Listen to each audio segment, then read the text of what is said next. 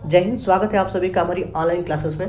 Friends, आज हम आपके लिए इतिहास के कुछ महत्वपूर्ण प्रश्नों की सीरीज को लेके आए हैं जो आपके यूपीएससी जैसे एग्जामों में पूछे गए सवाल से दिए गए हैं। जो प्रीवियस ईयर में सारे सवाल पूछे गए हैं उनका कलेक्शन है, तो आपके आगामी परीक्षाओं के लिए बेहद ही महत्वपूर्ण हो सकते हैं, तो आप अंत तक बने रहिएगा। आइए स्टार्ट करते हैं। आज का हमारा पहला प्रश्न है कि प्रसिद्ध कवि अमीर खुसरो किसके दरबार में रहता था, है ना। आपका पहला प्रश्न है कि जो कवि था अमीर खुसरो वह किसके दरबार में रहा करता था। आपके पास ऑप्शन दिए गए हैं अलाउद्दीन खिलजी के, या फिर इल्तुतमिश के दरबार में, या फिर मोहम्मद बिन तुगलक के दरबार में रहता था, या फिर कुतुबुद्दीन ऐबक के दरबार में रहता था।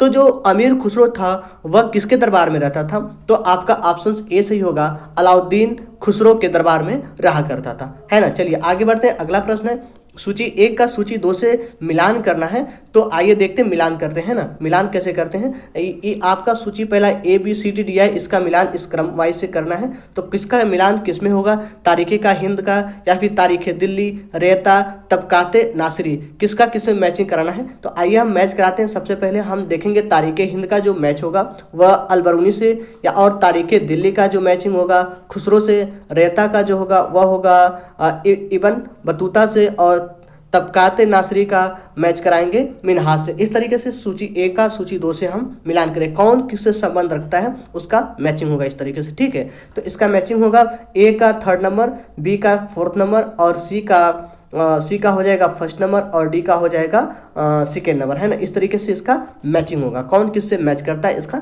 ध्यान रखिएगा, ठीक है। चलिए आगे बढ़ते हैं। अगला हमारा प्रश्न है कि अलबरूनी भारत में आया था, कौन सी शताब्दी में अलबरूनी भारत आया था। आपके पास ऑप्शंस रखे गए हैं 9वीं शताब्दी में, बी ऑप्शन से 10वीं शताब्दी, और सी ऑप्शन दिया गया 11वीं शताब्दी में, और डी ऑप्शन से 12वीं शताब्दी में। तो आप अपना जवाब दीजिए कि जो अलबरूनी था कौन से शताब्दी में आया था, भारत में कब आया था। तो वह आया था ऑप्शन नंबर आपका सी सही हो जाएगा, 11वीं शताब्दी में भारत आया था, ठीक है। चलिए आगे बढ़ते हैं। अगला प्रश्न कि किस मुस्लिम शासक ने सिक्कों पर देवी लक्ष्मी की आकृति बनवाई थी। कौन सा वह मुस्लिम शासक था जो अपने सिक्कों पर देवी लक्ष्मी की आकृति बनवाया था। ऑप्शंस आपके पास रखे गए हैं मोहम्मद गौरी, या फिर दूसरा ऑप्शन से अलाउद्दीन खिलजी, तीसरा ऑप्शन से अकबर, और आपका ऑप्शन डी दिया गया है इनमें से कोई नहीं। तो कौन सा वह शासक था आपको बताना है जिसने अपने सिक्कों पर देवी लक्ष्मी की आकृति बनवाई थी। तो ऑप्शन था मोहम्मद गौरी। आपका ऑप्शन नंबर ए सही हो जाएगा, मोहम्मद गौरी, ठीक है। चलिए आगे बढ़ते हैं।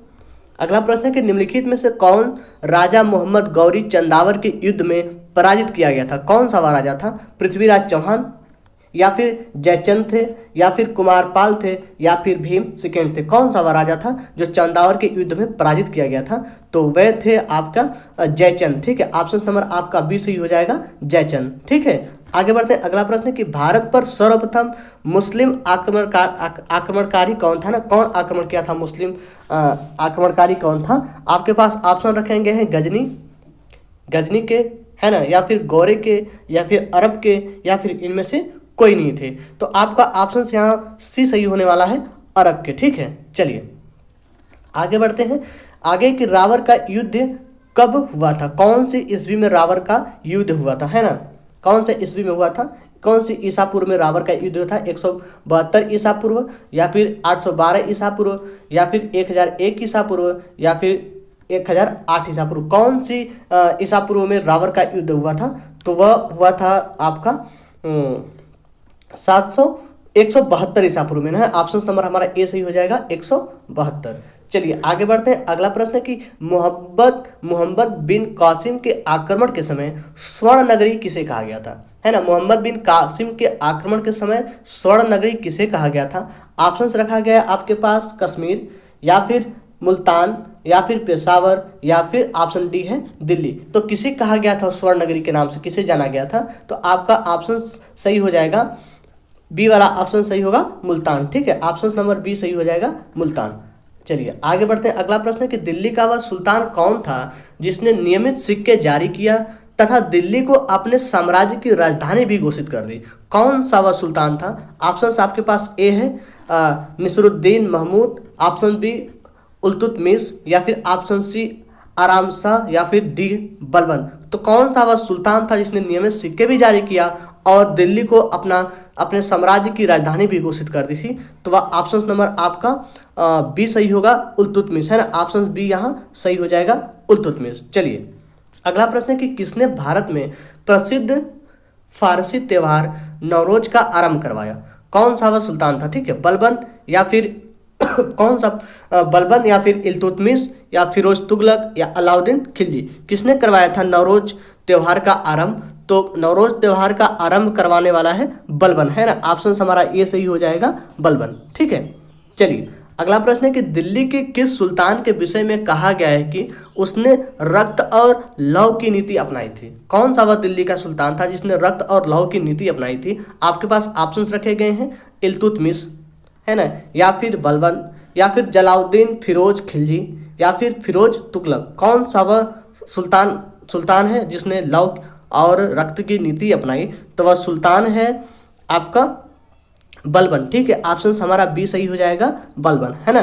चलिए अगला प्रश्न है कि 2.5 दिन का झोपड़ा क्या है? मस्जिद है, मंदिर है, संत की झोपड़ी है या फिर मीनार है? क्या है 2.5 दिन का झोपड़ा, है ना। आपके पास ऑप्शंस रखे गए हैं। तो जो 2.5 दिन का झोपड़ा है वह एक मस्जिद है। ठीक है, एक मस्जिद है 2.5 दिन का झोपड़ा, याद रखिएगा। चलिए आगे बढ़ते हैं। जो सारे प्रश्नों का कलेक्शन है वह कहीं ना कहीं प्रीवियस ईयर एग्जाम में, यूपीएससी जैसे एग्जाम में पूछे गए सवाल हैं। तो आप इन सवालों को ध्यान से उत्तर दीजिएगा और याद रखिएगा। ठीक है, चलिए अगला प्रश्न है कि गुलाम का गुलाम किसे कहा जाता है ना? गुलामों का गुलाम किसे कहा जाता है? तो ऑप्शन है मोहम्मद गौरी को, या फिर बी ऑप्शन कुतुबुद्दीन ऐबक को, या फिर सी ऑप्शन बलबन को, या फिर इल्तुतमिश को। सॉरी, किसको गुलामों का गुलाम कहते हैं? तो आपके पास ऑप्शंस रखे गए हैं, उत्तर दीजिए। तो इल्तुतमिश को हम गुलाम का गुलाम कहते हैं। ऑप्शन हमारा डी सही हो जाएगा, इल्तुतमिश। ठीक है, चलिए अगला प्रश्न है कि दिल्ली का कौन सा सुल्तान मंगोल नेता चंगेज खां का समकालीन था? कौन सा वह दिल्ली का सुल्तान था जो मंगोल नेता चंगेज खां का समकालीन है? ऑप्शंस रखा गया है, इल्तुतमिश, रजिया, बलबन या फिर अलाउद्दीन खिलजी। तो कौन सा वह सुल्तान है? तो वह है इल्तुतमिश। ऑप्शन हमारा ए सही हो जाएगा, इल्तुतमिश। ठीक है, चलिए अगला और अंतिम प्रश्न है कि दिल्ली की गद्दी पर बैठने वाली प्रथम मुस्लिम महिला कौन है ना। ऑप्शन आपके पास रखा गया है, रजिया, या फिर मादे अनगा, या हमीदा बानू, या फिर नूर जहां। कौन सी वह महिला मुस्लिम है जो दिल्ली की गद्दी पर पहली बार बैठी थी? तो वह ऑप्शन आपका होगा, ऑप्शन नंबर ए सही हो जाएगा, रजिया। ठीक है, ऑप्शन ए सही है, रजिया। ठीक है, तो आज के लिए इतना ही, मिलते हैं अब अगले प्रश्नों की सीरीज में अगले वीडियो में। ठीक है, धन्यवाद।